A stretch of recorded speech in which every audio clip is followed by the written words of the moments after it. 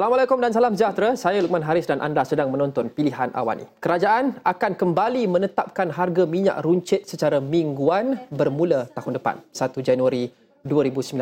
Menurut Menteri Kewangan, Lim Guan Eng, mekanisme ini sesuai melihat kepada penurunan harga minyak mentah global secara berterusan sejak kebelakangan ini.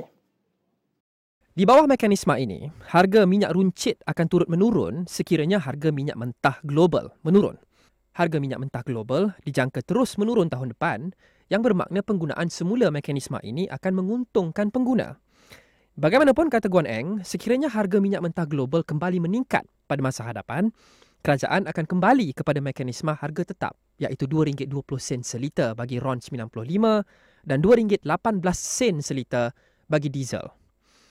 7 Jun lalu, kerajaan menggantikan mekanisme penetapan harga minyak secara apungan dengan mekanisme harga tetap tersebut. Guan Eng berkata, ini menyebabkan kerajaan mengeluarkan subsidi berjumlah RM7.14 bilion setakat November 2018 untuk mengekalkan harga tersebut bagi RON 95 dan diesel.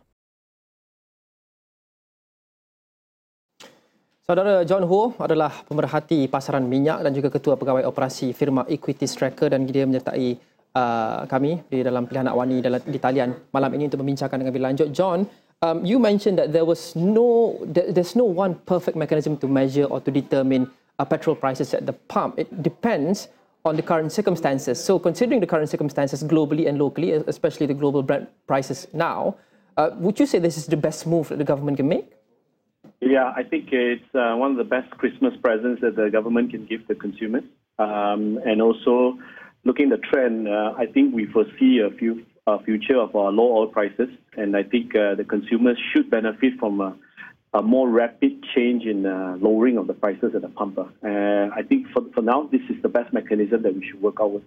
But there will come a limit when the weekly price mechanism won't be the best mechanism. What would the price level be, would you say, for the government to switch back to the old mechanism to ensure that we are able to provide, or the government is able to provide, the lowest possible prices at the pump? Yeah, I think probably at $70 a barrel. I think a lot of industry analysts and also the consensus is that at $70 a barrel, it's almost like a win-win for the oil producers, for the consumers as well. But at that point of time, I think those segments of the B40, it will be a struggle for them to pay anything more than $2.20 at the pump. And I think that's where the mechanism of monthly should actually kick in, and that's where the government can really lend a hand to the consumers. How would you say this would be a boost to government coffers, switching the mechanism? And how much of a financial buffer would it provide for the government to focus funds elsewhere where it's much more needed? I think it would be a little bit more volatile for the government because of the weekly pricing mechanism, where I foresee, as mentioned before, I think the government really needs to widen their revenue base rather than looking at oil. And I think where the broad-based tax of SST could actually help buffer this a little bit. Because at the moment, with this current low oil prices and for the foreseeable 2 to 3 years, I don't think it's not wise for the government to actually rely very heavily on the revenue from oil. I should really think they should diversify and look elsewhere. It's still more, John, it's still more or less sort of like a double-edged sword for the government, isn't it? Oil prices, because the government would stand to get advantages if oil prices globally increase, but it also stands to face a lot of disadvantages if it decreases. Is a double-edged sword. So at this point in time, considering our dependence on oil, which stands at about probably 12%, compared to 40% last time, generally speaking, would it be better for the government coffers if oil prices increase or decrease? Because we are an importer, at the same time we are also an exporter. Correct. Actually, a very valid point. If the broad prices increase, because of the subsidies, it will offset whatever gains that the governments will actually gain. But at the same time, I think there should be a middle ground where government coffers are not drained too much of subsidies. At the same time, there is a price which is probably $50 to $60 a barrel where Petronas can actually continue to invest, not including just Malaysia, but overseas to actually broaden their revenue sources from other countries as well for their oil exploration. I think there is a sweet spot, but like what you said, if it goes too high or it goes too low, it's always a double-edged sword. Nobody wins when there's a subsidy mechanism in somewhat, except for the consumers. We'll be the happiest of all. Very briefly, what's the ideal price of Brent for Malaysia? I would say rather than use Brent, we should use Tapis, but I think somewhere between $50 to $70 a barrel. I think that's where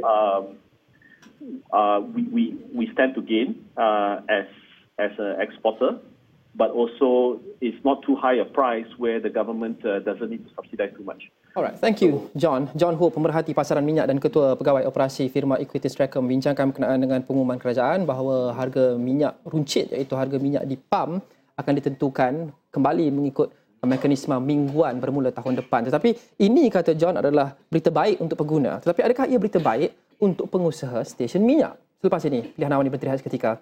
Jangan ke mana-mana.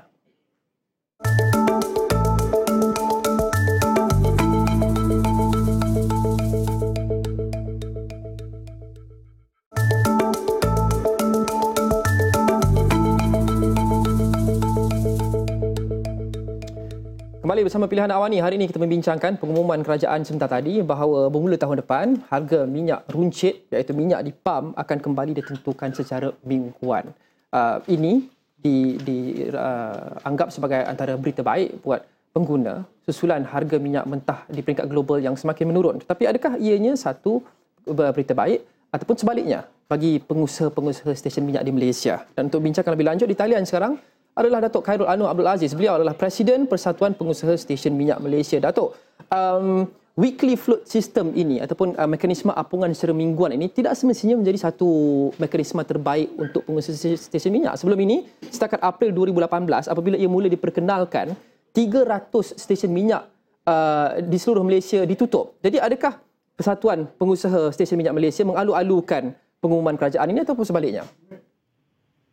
Okey, Assalamualaikum. Okey, pertama sekali mengenai dengan pengumuman ni ialah satu yang baru yang kami dapat. Cuma saya boleh cakap satu benda lah.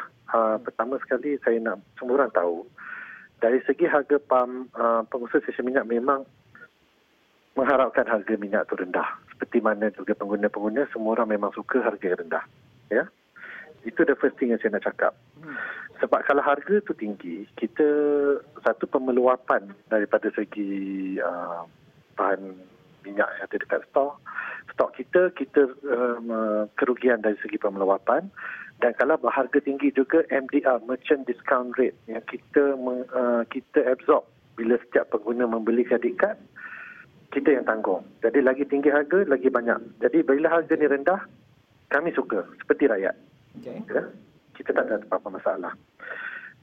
But bila dari segi mekanisme macam mana harga tu diturunkan, itu akan menimbulkan isu kepada kita lah. Sebagai contoh, kita ni tidak ada kuasa untuk menetapkan harga. Dan kebanyakannya kita juga tidak ada kuasa untuk membuat pesanan untuk pembelian setiap hari. Jadi bila jadi macam tu, bila harga turun, kita ni terpaksa terima saja semua kerugian kalau harga tu turun. Dan bila naik, penghantaran pula kurang, keuntungan yang kita dapat bila naik tu kurang berbanding kerugian kita dapat. Jadi apa yang jadi kepada kita, kami tersepit. Okey, Datuk, ada mekanisme ideal yang Datuk ataupun Persatuan Pengusaha Stesen Minyak Malaysia boleh cadangkan kepada kerajaan, ataupun adakah ia hanyalah kembali kepada mekanisme sebelum ini? Adakah ada satu mekanisme ideal yang perlu dilaksanakan oleh kerajaan untuk memastikan bukan sahaja kebajikan rakyat terjaga menerusi harga minyak di pam yang rendah, tetapi bagi pengusaha stesen minyak juga ia adalah berada di tahap yang ideal dan sesuai untuk perniagaan dilangsungkan dengan sihat? Okey, sebenarnya senang. Mula-mula apa yang telah diumumkan oleh kerajaan adalah perubahan ini akan mengikut APM. Dan pada pemahaman kami, mengikut APM adalah seperti sebelum Disember 2014, di mana harga itu ditukar sekali-sekala. Sekiranya ada penukaran yang berterusan di pasaran, baru government dapat tukar harga itu. Jadi maknanya tak perlu ditukar secara automatik. Sebab kadang-kadang harga naik, patut turun, patut naik, patut turun. Kalau ikut minggu-minggu. Jadi bila banyak kali naik, harga barangan, inflasi akan naik. Tapi bila turun, harga inflasi tak akan adjust balik. Jadi kami risau kalau tak stabil, setiap kali naik, peniaga akan naikkan. Setiap kali turun, peniaga tak ubah. Naik. So, jadi ini akan jadi sebagai minyak kepada inflasi. Jadi saya tak nak perkara begitu berlaku. Jadi apa yang kami minta adalah kestabilan harga. Dan bila Tun Dr. Mahathir bercakap harga akan stabil, kami semua suka. Tapi sekarang ni kerajaan dah membuat satu keputusan untuk membuatkan secara mingguan. Jadi kepada kami, walaupun kami tidak bersetuju, tetapi kalau nak, dan kami perlu berbincang. Sebab dulu kita pernah berbincang dengan kerajaan sebelum ni dan ada mekanisme yang sepatutnya boleh dilakukan untuk mengurangkan ataupun mengelakkan risiko harga barang. Sebab kami tak boleh terima cek ke harga, kami tak boleh dapatkan kuantiti barangan, belian. Jadi mekanisme ni macam contoh kami dengan Petronas, kami ada satu mekanisme yang boleh digunakan untuk semua kenaikan atau penurunan harga tidak membebankan kami. Okay. Tapi cuma bila dah stabil, kami punya mekanisme tu dah tak jadi dilakukan. So saya rasa bagilah kami peluang untuk kami dapatkan arahan daripada kerajaan dan syarikat minyak. Kita bertiga berbincang untuk memastikan kalau apa-apa yang nak dibuat, bukanlah kami yang jadi mangsa di tengah-tengah. Sebab kami tiada kuasa untuk kita kena guna dengan kerajaan dan kita kena ikut syarikat minyak. Okey, maaf Datuk, kita kesuntukan masa tetapi kita ambil maklum bahawa Persatuan Pengusaha Stesen Minyak Malaysia sedia berdialog dengan kerajaan untuk mencari penyelesaian yang paling sesuai bukan sahaja untuk rakyat tetapi untuk semua pihak. Dan insya-Allah kita akan sambung perkembangan dan berbincangan dengan Datuk dalam buletin-buletin kami yang akan datang untuk mengupas isu ini dengan lebih lanjut. Itu tadi Datuk Khairul Anwar Abdul Aziz, Presiden Persatuan Pengusaha Stesen Minyak Malaysia membincangkan berkenaan dengan pengumuman kerajaan bahawa harga minyak di PAM akan kembali ditentukan secara mingguan bermula tahun depan. Dan itu saja untuk Pilihan Awani malam ini. Saya Luqman Haris. Assalamualaikum dan salam hormat.